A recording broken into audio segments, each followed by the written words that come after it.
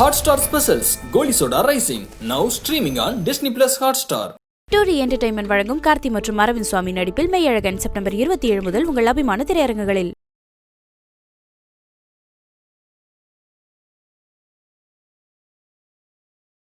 26 தமிழ் தேசிய அரசியலுக்கும் திராவிட வஞ்சக அரசியலுக்குமான இறுதி அரசியல் போர் நடக்க போது அதுல உறுதியாக தமிழ் தேசியம் வெல்லும்.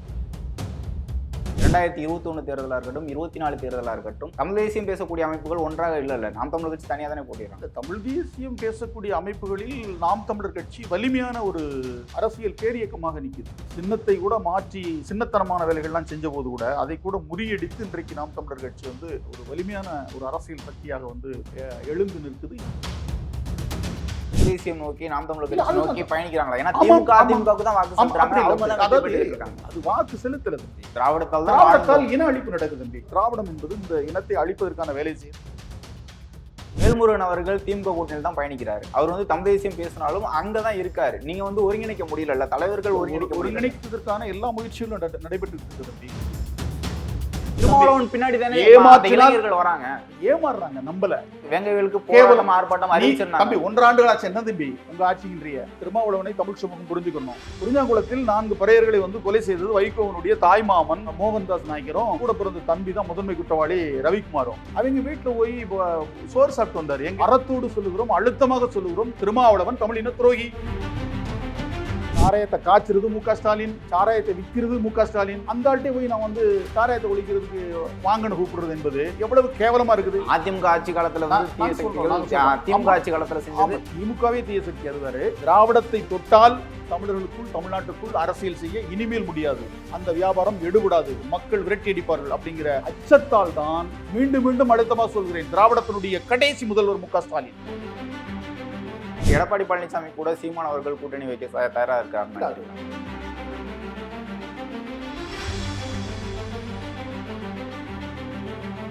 ஐபிசி தமிழ் நேயர்களுக்கு வணக்கம். இன்று நம்முடன் இணைந்திருக்கும் சிறப்பு விருந்தினர் மல்லர் மீட்பு கழகத்தின் நிறுவனர், தமிழர் குடிகள் கூட்டமைப்பின் ஒருங்கிணைப்பாளர் திரு செந்தில் மல்லர் அவர்கள். வணக்கம் சார்.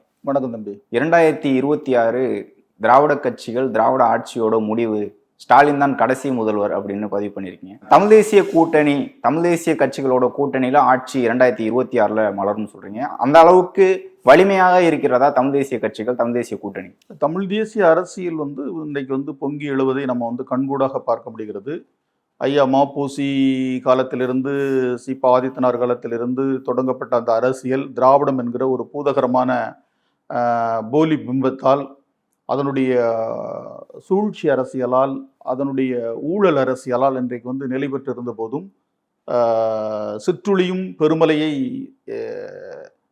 சிதைக்கும் என்கிற அந்த தத்துவத்தின் அடிப்படையில் இன்னைக்கு தமிழ் தேசியம் சிறு சிறு குழுக்களாக இருந்தபோது 2009 ஈழப்போருக்கு பிற்பாடு இன்றைக்கு ஒரு மிகப்பெரிய ஒரு எழுச்சியை பெற்றிருக்குது. அதுலேயும் குறிப்பாக அரசியல் வடிவம், நாம் தமிழர் கட்சியாக அது வடிவம் பெற்று தேர்தல் களத்தில் தனித்து வாக்குக்கு பணம் கொடுக்காமல் கொள்கையை முன்வைத்து இன்னைக்கு 36 லட்சங்களுக்கு மேலான வாக்குகளை பட்டு 8 விழுக்காட்டை தாண்டி நிற்கிற போது, இதை அடுத்த தலைமுறை இதை உணர்வார்கள், உணர்த்துவோம் அப்படிங்கிற நம்பிக்கையில் நாங்கள் வேலை செஞ்சுக்கிட்டு இருக்கிற போது உறுதியாக இங்கே அறமும் வீரமும் வெல்லும், ஊழலும் சூழ்ச்சி வஞ்சக அரசியலான திராவிடம் வீழும். இதை நாங்கள் தொடர்ந்து சொல்லிக்கிட்டு இருக்கிறோம். 26 இறுதி யுத்தம். 26 தமிழ் தேசிய அரசியலுக்கும் திராவிட வஞ்சக அரசியலுக்குமான இறுதி அரசியல் போர் நடக்க போது அதுல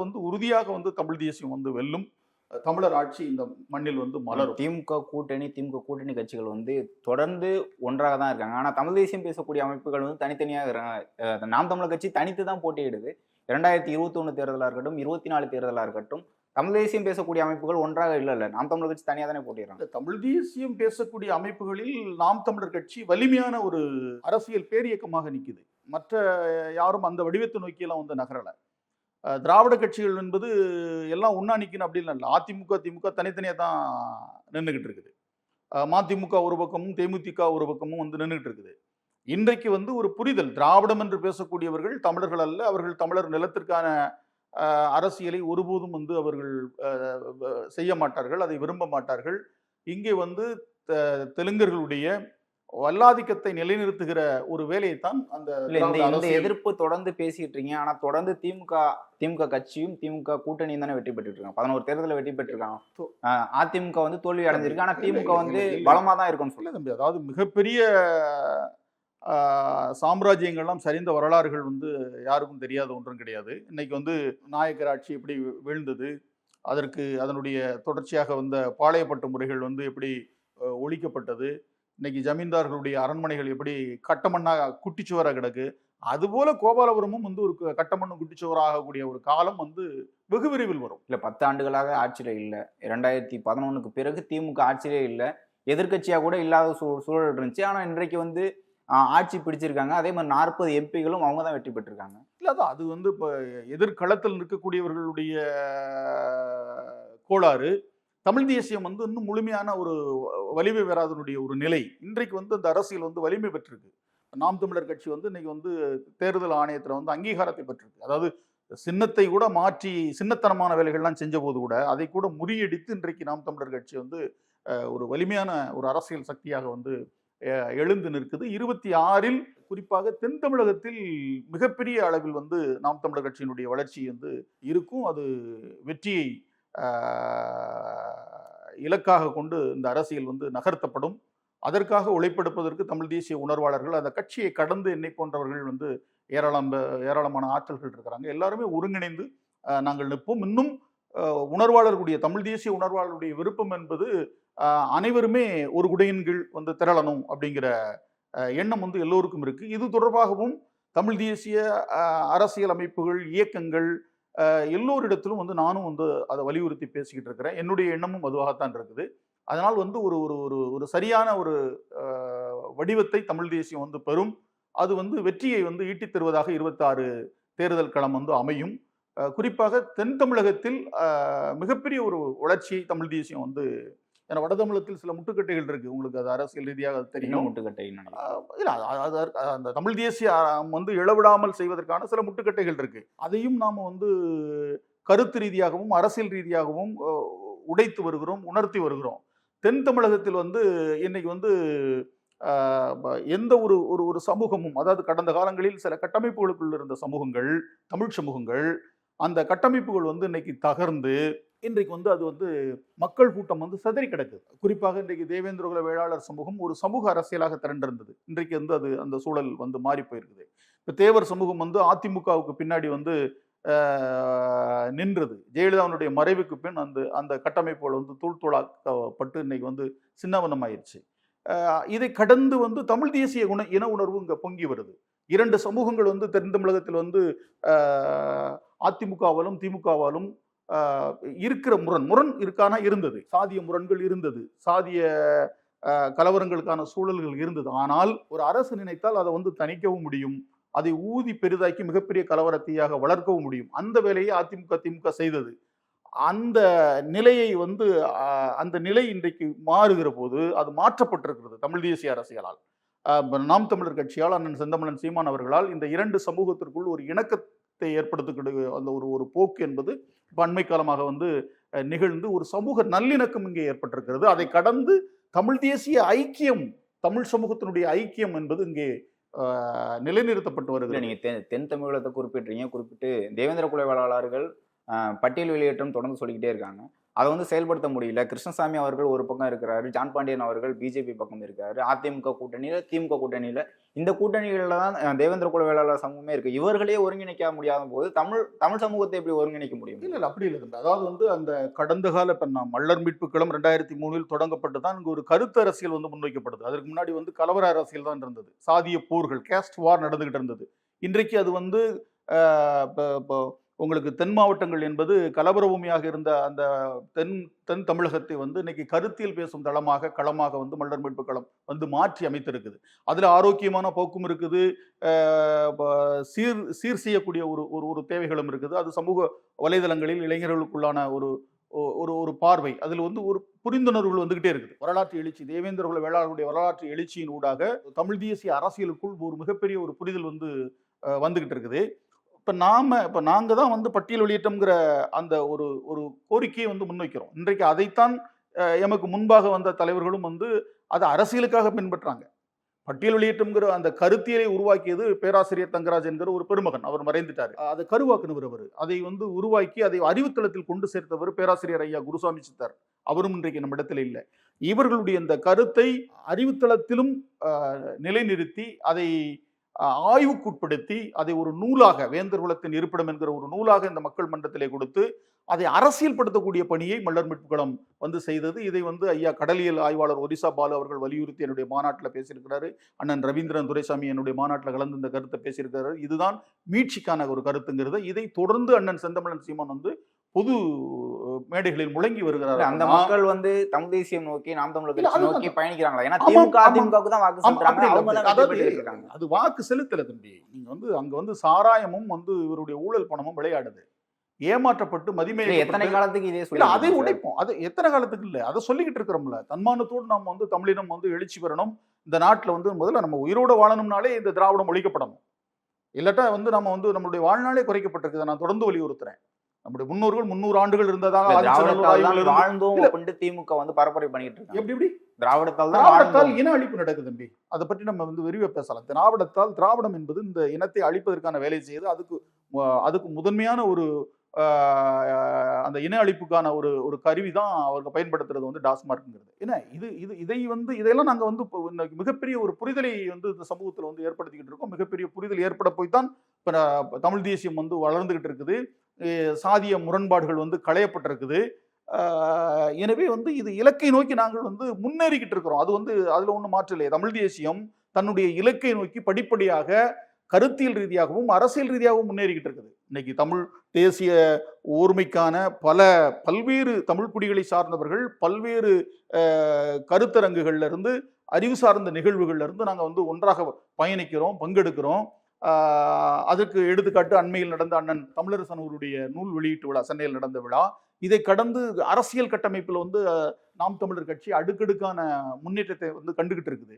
எனவே வெற்றியை நோக்கி தமிழ் தேசியம் பயணிச்சுக்கிட்டு இருக்குது.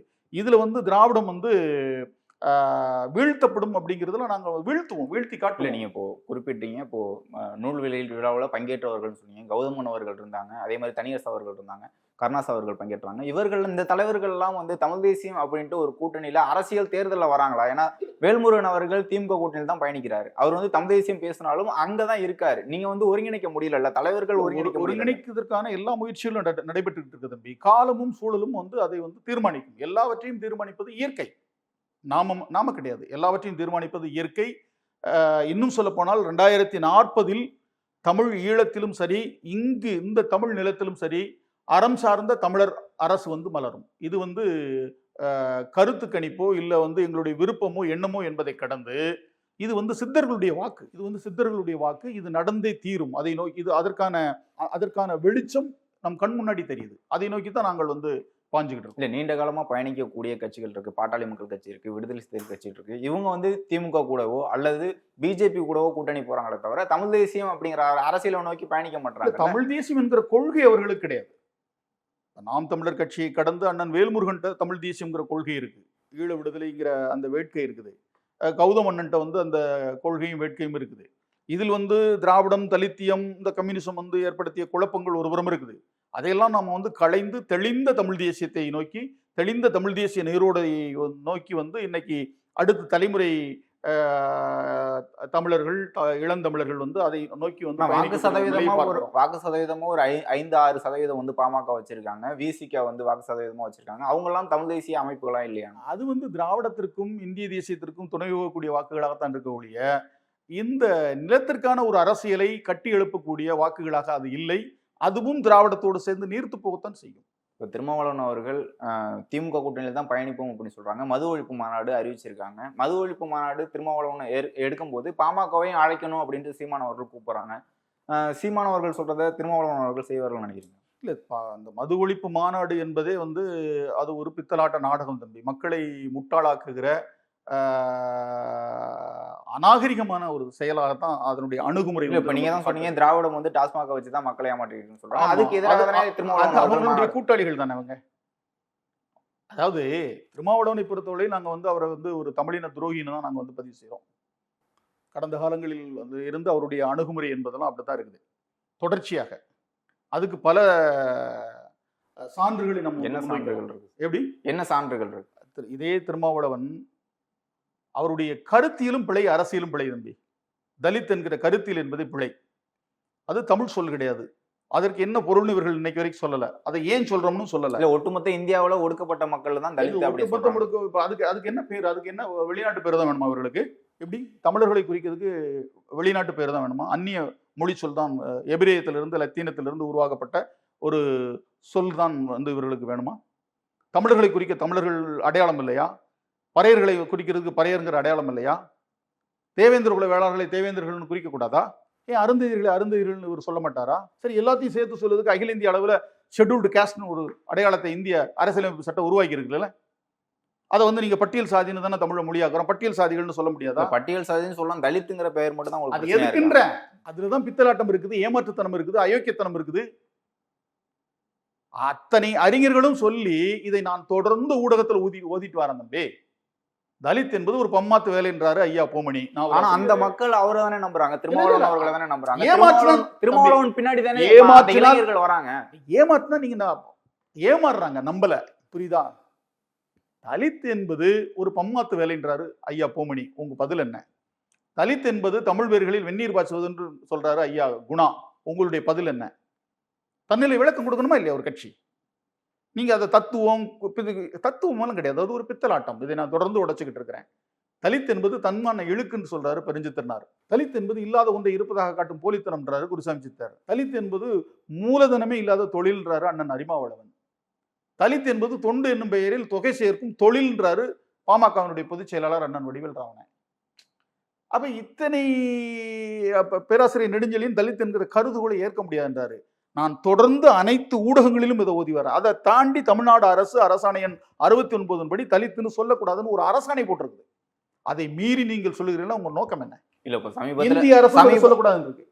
இந்திய அரசு சமீபத்துல பேசும்போது கருணாஸ் அவர்கள் சொல்லியிருந்தாங்க, நீங்களும் பாமக ஜாதி கட்சினா நீங்களும் ஜாதி கட்சி தான் சொல்லியிருக்கிறதுக்கு திருமாவளவன் அவர்கள் பதில் சொல்லியிருக்காங்க, நான் ஜாதி கட்சி கிடையாது, ஜாதி ஒழிப்பு கட்சி அப்படின்னு சொல்லியிருக்காங்க. நீங்க தான் ஜாதி அரசியல் பேசல. சாதி ஒழிப்பு என்பது ஆகாவளி கோட்பாடு. சாதி ஆதிக்க ஒழிப்பு என்பதே ஆண்மைத்தனத்தின் வெளிப்பாடு. சாதி ஒழிப்புங்கிறது வாய்ச்சவடால். சாதி ஆதிக்க ஒழிப்புங்கிறது தான் களத்தில் வேலை செய்யறது. களத்துக்கு நீங்க போய் எங்க வேலை செஞ்சிருக்கிறீங்க? குறிஞ்சாங்குளத்துக்கு இன்னைக்கு வரைக்கும் 30 ஆண்டுகளாக போகல. 4 பேர் பறையர்கள் படுகொலை செய்யப்பட்டாங்களே, ஏன் போகல? வேங்கவேலுக்கு ஏன் போய் இன்னைக்கு வரைக்கும் அதுக்கு ஒரு நீதியை தேடித்தர? ஆர்ப்பாட்டம் அறிவிச்சிருந்தாங்க. 1.5 ஆண்டுகளாச்சு. என்ன தம்பி உங்க ஆட்சிக்கின்றிய? இல்ல, அதற்கான விசாரணை போயிட்டு இருக்கு, தீர்வு கிடைக்கும். அருவருப்பா இருக்கா இல்லையா? திருமாவளவனுடைய அரசியல் அருவருப்பா இருக்கா இல்லையா? திருமாவளவனை பொறுத்தளவுல அதான் சொல்றோம்ல, நீ மது ஒழிப்பு மாநாட்டுக்கு யாரை கூப்பிடுறீங்க? மு.க. ஸ்டாலினை போய் கூப்பிடுதீங்க. ஆட்சி அதிகாரத்துல இருக்கவங்க பங்கேற்றாங்கன்னா என்ன கருத்துன்னு தெரிஞ்சுக்கிட்டு அவங்க செயல்படுத்துவாங்கன்னு சொல்றாரு. ஒட்டுமொத்த இந்திய அளவுல திருமாவளவனை தமிழ் சமூகம் புரிஞ்சுக்கணும். திருமாவளவன் எங்கு தன்னுடைய இலக்கு மக்கள், குறிப்பாக பறையர் சமூக மக்கள் கொல்லப்பட்டாங்கன்னா அந்த கொலையாளி வீட்டில் போய் சோறு சாப்பிடுவார். குறிஞ்சாங்குளத்தில் 4 பறையர்களை கொலை செய்தது வைகோவனுடைய தாய்மாமன் மோகன்தாஸ் நாயக்கரும் கூட பிறந்த தம்பி தான் முதன்மை குற்றவாளி ரவிக்குமாரும். அவங்க வீட்டில் போய் சோறு சாப்பிட்டு வந்தார். எங்க? வைகோவனுடைய வீட்டில் கலிங்கப்பேட்டில் போய் சோறு சாப்பிட்டு மீசையை முறுக்கிட்டு தான் வந்தார் வெளியில. பக்கத்தூர் குறிஞ்சாங்குளம் 30 ஆண்டுகளாக போகல. இதுதான் திருமாவளவனுடைய அரசியல். தேசிய தலைவரை சந்திச்சாரு. இப்ப உள்ள காலங்கள்னா நாங்க சந்திச்சு விட்டுருக்க மாட்டோம். தேசிய தலைவர் சந்திச்சுட்டு கருணாநிதியினுடைய வழிகாட்டல போய் ராஜபக்சேயையும் போய் சந்திச்சு அந்த ரத்தம் தோய்ந்த கைகளோடு கைகுலுக்கி விருந்து சாப்பிட்டு வந்தாரு. இது எத்தகைய அரசியல்? இது எத்தகைய நோக்கம் என்ன? நீங்கள் போனதனால் ஈழத்தமிழருக்கு நேர்ந்த நன்மை என்ன? நீதி கிடைத்ததா? நீதி கிடைக்காம செய்யணும்னு தான் போனீங்க. ராஜபக்சே போர் குற்றவாளி அல்ல, இன அழிப்பு குற்றவாளி அல்ல என்பதை சர்வதேசத்திற்கு காட்டுவதற்காக நீங்கள் காட்டி கொடுக்கிற வேலையை செய்ய எல்லா தலைவர்களும் போனாங்க. எல்லா தலைவர்களும் தமிழ் தேசிய தலைவர்கள் யாரு போனோம்? ஈழத்தமிழர்களுக்கு ஆதரவாக நின்றவர்கள் யார் போனோம்? இல்ல, அவர்கள்ட்ட கேக்குறீங்களா? நீதி கிடைச்சான்னு கேக்குறீங்களா? என்னது திருமாவளவன் அவர்கள்ட்ட கேக்குறீங்க? போய் கைகுலுக்கி உங்களை எப்படி நாங்க புரிஞ்சுக்கிறதுன்றேன். கைகுலுக்கி சாப்பிட்டு வந்தீங்களா விருந்து? கொலைகாரன் வீட்டுல போய் சாப்பிடுறது நீங்க. இது என்ன வகையான அரசியல்? அதனாலதான் சொல்றோம், நாங்கள் பச்சையாக சொல்லுகிறோம், வெளிப்படையாக சொல்லுகிறோம். அறத்தோடு சொல்லுகிறோம், அழுத்தமாக சொல்லுகிறோம், திருமாவளவன் தமிழின துரோகி.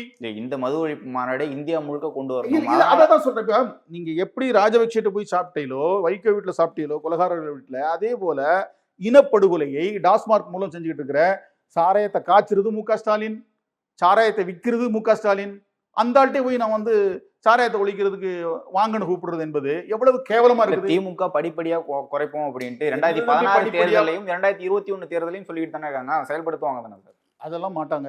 காய்ச்சறவன் எப்படி சாராயம் காய்ச்சறவன் எப்படி தம்பி சாராயத்தை இப்போ கூடுதலாக விற்க பார்ப்பானா? கூடுதலாக விற்கலன்னு சொல்லி டாஸ்மார்க் வியாபாரிகளை வந்து கண்டிக்கிறான், தண்டிக்கிறான், பதவி நீக்கம் செய்கிறான். இப்படிப்பட்டவன் வந்து குறைப்பான், விற்பாங்கிறது. கடைகளில் சாராய ஆலைகளை மூடு, பேச முடியுமா? கள்ளுக்கடைகளை திறந்து விடு, பேச முடியுமா? நீ அண்ணன் சீமான் வந்து திருமாவளவன் மீது வைக்கிற அந்த கேள்விக்கு உங்களால் பதில் சொல்ல முடியுதா? அதிமுகவை அழைக்கிறீங்க, அதை கூட வந்து யாரும் பொருட்படுத்தல. ஆனா சீமான் நுட்பமா வச்சாரு. அதிமுக வந்தால் மதுவை ஒழிக்குமா? பூர்ண மது விலக்கை நடைமுறைப்படுத்துமா?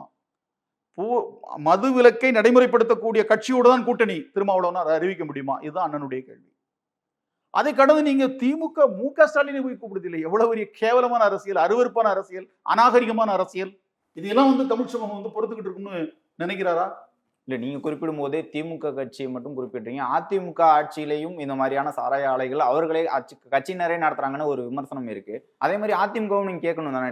அதிமுக வேறு, திமுக வேறு, ரெண்டு பேரும் வந்து ஊழல் செய்து அந்த திராவிடம்ங்கிற சாக்கடையில வந்து வளர்ந்து நாட்டை நாசமாக்குன தீய சக்திகள் தான். அதுல ஒன்றும் மாற்றம்லாம் கிடையாது. ஜெயலலிதா வந்து வேட்டி கட்டின கருணாநிதி, கருணாநிதி வந்து சேலை கட்டின ஜெயலலிதாவை தான் பார்க்குறோம். வேறு வேறு திமுக வேறு, அதிமுக வேறெல்லாம் கிடையாது. எல்லாருமே கூட்டு திருடர்கள், கூட்டு களவாணிகள். எனவே வந்து இவர்கள் புனிதர்கள், அவர்கள் வந்து புனிதமற்றவர்கள்லாம் நம்ம சொல்ல வரல. மொத்தத்தில் இந்த திராவிட அரசியல் தமிழ் நிலத்திலிருந்து அகற்றப்படணுங்கிறது தான் நம்ம தொடர்ந்து வலியுறுத்துகிற நிலைப்பாடு, அரசியல் நிலைப்பாடு. நீங்க சமீபத்தில் ஒரு பேட்டியில் குறிப்பிட்டிருந்தீங்க, சீமானவர்கள் தமிழ் தேசிய கட்சிகள்லாம் சேர்ந்து அதிமுக கூட சேர்ந்து 2026 கூட தேர்தலில் பங்கேற்க வாய்ப்புகள் இருக்கு அப்படிங்கிற மாதிரி பதிவு பண்ணீங்க. எடப்பாடி பழனிசாமி கூட சீமானவர்கள் கூட்டணி வைக்க தயாரா இருக்காருன்னு நினைக்கிறீங்களா? மக்களுடைய விருப்பம், அதாவது தமிழ் இன உணர்வாளர்கள், அவர்களுடைய ஒரே பார்வை, ஒரே இலக்கு, ஒரே எதிரி வந்து திராவிடம். அந்த திராவிடத்தை தாங்கி நிற்கிற திமுக, அதிமுகவை தாங்கி நிற்கிற கருணாநிதி குடும்பம் ஒண்ணுதான் முதல் எதிரி தம்பி. அதிமுக திராவிட, அது அடுத்து, அது இப்போதைக்கு திராவிட கட்சி கிடையாது. அப்படிங்கிற போது அதாவது எதிரியை வீழ்த்துவதற்கு யாரோடனாலும் வந்து நம்ம கைகோர்க்கலாம்ங்கிற அளவுல தமிழ் இன உணர்வாளர்கள், தமிழ் தேசிய உணர்வாளர்களுடைய எண்ணம் அப்படி இருக்கு. இல்ல, திமுகவை இவ்வளவு விமர்சனம் பண்றீங்க, அதிமுக ஆட்சி காலத்திலையும் தவறுகள் நடந்திருக்கு தானே? அதற்கு நீங்க என்ன பதில்? தவறுகள் நடப்பது வேறு, ஒரு மிகப்பெரிய இன அழிப்புக்கு அதுக்கு பின்னாடி பல தீய சக்திகள் இருக்கு. அது வேற.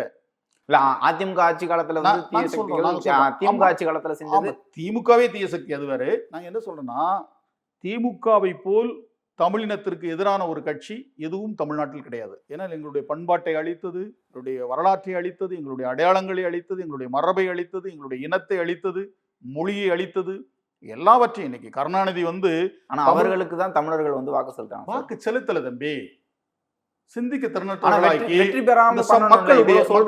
இந்த மக்களுடைய வறுமையையும் அவருடைய இயலாமையையும் அவருடைய அறியாமையையும் பயன்படுத்தி கொண்டு இவர்கள் வந்து 250 ரூபா 300 ரூபாயை கொடுத்து சாராய பாட்டில் கொடுத்து ஏமாற்றி வாக்கு பெறாங்க தம்பி. இது வாக்கு, அது மானங்கிட்ட வந்து சத்தியம் பண்ண சொல்லுங்க. எவனையாவது வந்து அவன் விரும்புகிற குலதெய்வமா இருக்கட்டும், இல்ல வந்து கருணாநிதி கல்லறையில வந்து முக ஸ்டாலின் சத்தியம் பண்ண முடியுமா? நாங்கள் வாக்குக்கு பணம் கொடுக்காம வந்து நேர்மையாக இந்த வாக்கு பெற்றோம் அப்படின்னு சொல்ல முடியுமா? எந்த காலத்திலே அவர்கள் பெற்றதுண்டா? ஒரு ஓட்டை பெற்றதுண்டா தம்பி? கொள்கைக்காக கிடையாது. காசு கொடுத்து சாராயத்தை கொடுத்து பெறுகிற வாக்குகள் என்பது அதெல்லாம் வாக்குகள் கிடையாது. 75 ஆண்டுகளாக அந்த கட்சி இருக்கு, இந்த 75 ஆண்டுகளாக இந்த ஆட்சி இருக்கு. திமுக வந்து 100வது ஆண்டு போகும்போதும் ஆட்சியில இருக்கணும் அப்படின்ட்டு ஸ்டாலின் அவர்கள் பேசுறாங்க. அவங்க வந்து ஆட்சி அதிகாரத்தை வந்து வெற்றியை நோக்கி இருக்காங்க. மக்கள் அவங்க பக்கம் தான் சார் இருக்காங்க. இல்ல அதுக்குள்ள போக்கழிஞ்சு போயிருவாங்க. நீங்க 26 சொல்றீங்க, போக்கழிஞ்சு போயிருவாங்க தம்பி. 26 வந்து எல்லாம் சொல்ல 2040க்கு அப்புறம் திராவிடம் தமிழ் நிலத்திலிருந்து சுவடு தெரியாமல் வந்து தொடை தெரியப்படும். மீண்டும் மீண்டும் அழுத்தமா சொல்கிறேன், திராவிடத்தினுடைய கடைசி முதல்வர் முக ஸ்டாலின். இல்ல, நீங்க இப்போ எடப்பாடி அவர்கள் சொல்றீங்க திராவிட கட்சி தான் அது. திமுக எப்படியோ அதிமுகவும் இப்படிதான். திராவிடத்தை வந்து எடப்பாடி பழனிசாமி விட்டுருவார் நினைக்கிறீங்களா? 2026 அப்புறம் அவர் விட போய் தானே தம்பி புரட்சி தமிழர்னு வந்து அடையாளம் பண்றாரு. நகர்றாங்களா இல்லையா? ஏன் வந்து இந்த தமிழ் தேசியம் எப்படி வந்து பயணிக்குங்கிறத பார்த்து தான் எல்லாரும் நகர்றாங்க. டிடிவி தினகரனே வந்து எதற்கு திராவிடத்தை தூக்கி போட்டுட்டு வெறுமன அம்மா மக்கள் முன்னேற்ற கழகம் வைக்கிறாரு? கவனமா நகர்றாங்களா? அவர்கள் அரசியல்வாதிகளாக இருக்கட்டும், அரசியல் வியாபாரிகள் இருக்கட்டும், ஆனாலும் திராவிடத்தை தொட்டால் தமிழர்களுக்குள், தமிழ்நாட்டுக்குள் அரசியல் செய்ய இனிமேல் முடியாது, அந்த வியாபாரம் எடுபடாது, மக்கள் விரட்டி அடிப்பார்கள் அப்படிங்கிற அச்சத்தால் தான் அம்மா மக்கள் முன்னேற்ற கழகத்தில் திராவிடம் இல்லை, எடப்பாடி பழனிசாமியினுடைய அடைமொழியில் திராவிடம் இல்லை. இதை புரிஞ்சுக்கணும். இது வந்து தமிழ் தேசிய அரசியலுக்கான வெற்றி. இப்போ நேற்றைக்கு எடப்பாடி பழனிசாமி அவர்கள் பேசும்போது அதிமுக இணையணும்னு சில பேர் பேசுறாங்க, அது சாத்தியமே கிடையாது, சசிகலா அவர்கள், ஓபிஎஸ் அவர்கள், டிடி தினகரன் அவர்கள் எல்லாம் இணைக்க மாட்டோம் அப்படின்னு சொல்லிட்டாங்க.